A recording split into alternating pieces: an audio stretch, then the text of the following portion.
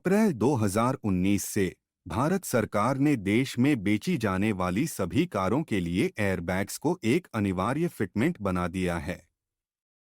जहां तक ऑटोमोबाइल और मोटरिंग का संबंध है, सुरक्षा को सर्वोच्च प्राथमिकता के रूप में माना जाने के मद्देनजर यह फैसला आया। यह भारत में है, जहां एक ऑटोमोबाइल पर सवार यात्रियों की सुरक्षा के बारे में ऐसे सख्त मानदंड अतीत में अस्तित्व में आए थे। अमेरिका और यूरोपीय देशों में 90 के दशक में लगभग हर नई कार में मानक के रूप में एयरबैग दिखाई देने लगे। हालांकि भारत की तरह अमेरिका जैसे देशों को कारों में जीवन सुरक्षा उपकरण के रूप में एयरबैग के महत्व को समझने में थोड़ा समय लगा। हजारों कार दुर्घटनाएं हुईं, ऑटो दिग्गजों के साथ दशकों के लगातार संघर्ष और आधुनिक समय के कार एयरबैग के अस्तित्व में आने के लिए कार सुरक्षा प्रौद्योगिकी में विकास और प्रगति के वर्षों। इसलिए आज हमने ऑटोमोबाइल एयरबैग के लिए सुरक्षा उपकरणों के एक भगवान की यात्रा पर एक नज़र डालने का फैसला किया। एक एयरबैग क्या है? एक एयरबैग एक वाहन में रहने वाली संयम प्रणाली है, जिसमें एक इन्फ्लेटेबल बैग होता है जो टक्कर के दौरान यात्रियों और कार के डैशबोर्ड के बीच टकराने से बचाव करता है, यात्रियों को गंभीर चोटों से बचाता है। एयरबैग का सिस्टम मैकेनिकल सिस्टम और सेंसर की एक लिस्ट द्वारा काम करता है, जो टक्कर महसूस होने के बाद मिलीसेकंड के भीतर एयरबैग को ओपन होने की प्रक्रिया को एक्टिव करता है। एयरबैग का सिस्टम इस तरह से डिजाइन किया गया है कि इसकी तैनाती टक्कर के प्रकार, कोण और तीव्रता से नियंत्रित होती है। हल्की बोनट के ऊपरी हिस्से की टक्कर एयरबैग को एक्टिव नहीं करती है। इन्हें मुख्य रूप से स्टीयरिंग व्हील के सेंटर पैड के अंदर और डैशबोर्ड के विपरीत दिशा में एक कार में अपना स्थान मिला।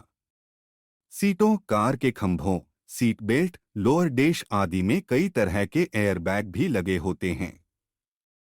पिछले कुछ वर्षों में कारों में एयरबैग के उपयोग से कार दुर्घटनाओं में होने वाली मौतों की संख्या में जबरदस्त कमी आई है।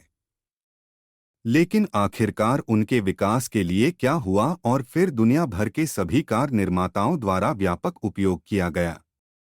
चलो पता करते हैं। एयरबैग के आविष्कार के कारण क्या हुआ?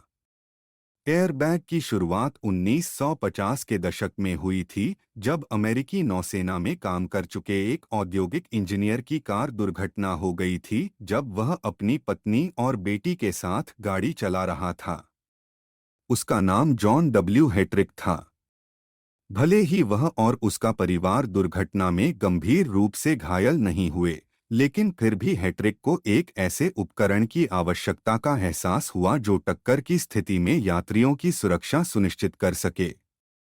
इसलिए अपने नौसेना इंजीनियरिंग अनुभव को काम में लाते हुए उन्होंने वाहनों के लिए सुरक्षा कुशन असेंबली के लिए प्रोटोटाइप विकसित किए। उनके डिजाइन में संपीड़ित हवा के टैंक से जुड़ा एक इन्फ्लेटेबल बैग होता है। बैग स्टीयरिंग व्हील के अंदर, डैशबोर्ड के बीच में या ग्लव बॉक्स के पास स्थित थे।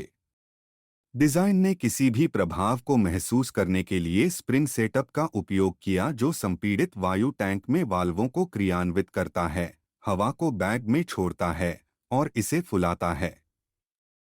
हेट्रिक ने अपने एयरबैग डिजाइन को 1952 में संयुक्त राज्य पेटेंट कार्यालय के साथ पेटेंट के लिए दायर किया और 18 अगस्त 1953 तक पेटेंट प्राप्त किया।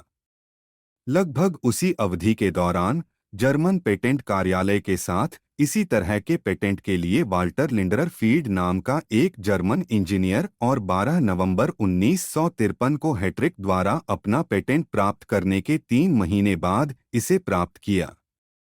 हेट्रिक और लिंडरर के डिजाइन के बीच एकमात्र अंतर लिंडरर के डिजाइन में था। डिजाइन एयरबैग को बम्पर प्रभाव या स्वयं चालक द्वारा सक्रिय किया गया था। 1967 में एलन के ब्रीड नाम के एक अमेरिकी इंजीनियर ने एयरबैग के क्रैश डिटेक्शन के लिए बॉलन ट्यूब मैकेनिज्म तैयार किया।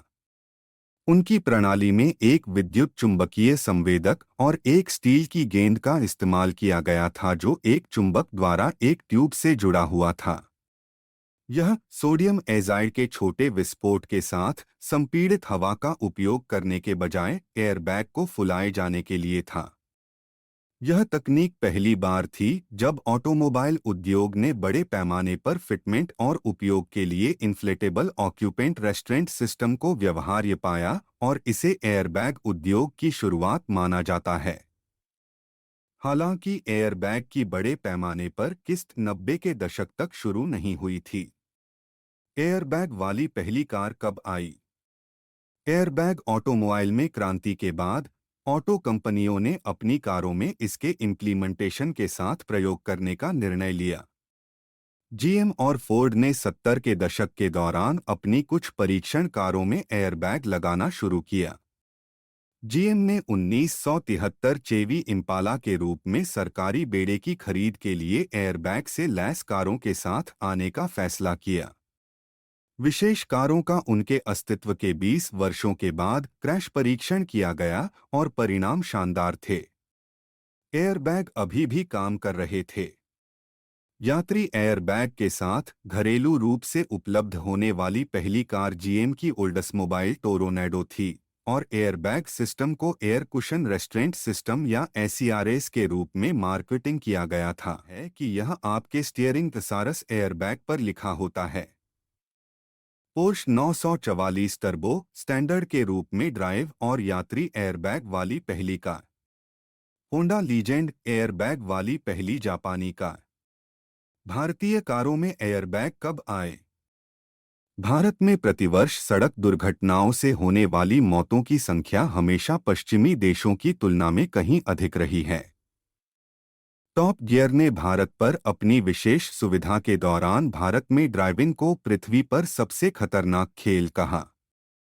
लेकिन विदेशों की तरह भारत में ऑटोमोबाइल के लिए महत्वपूर्ण जीवन रक्षक सुरक्षा सुविधाओं के महत्व को समझने में भारतीय अधिकारियों को थोड़ा समय लगा।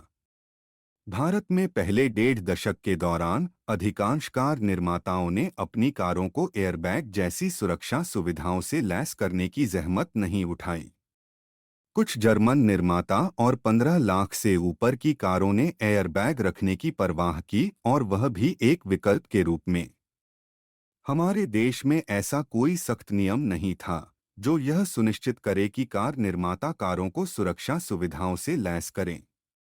इसने निर्माताओं को अपनी कारों को न्यूनतम सुरक्षा उपकरणों के साथ बेचने की अनुमति थी।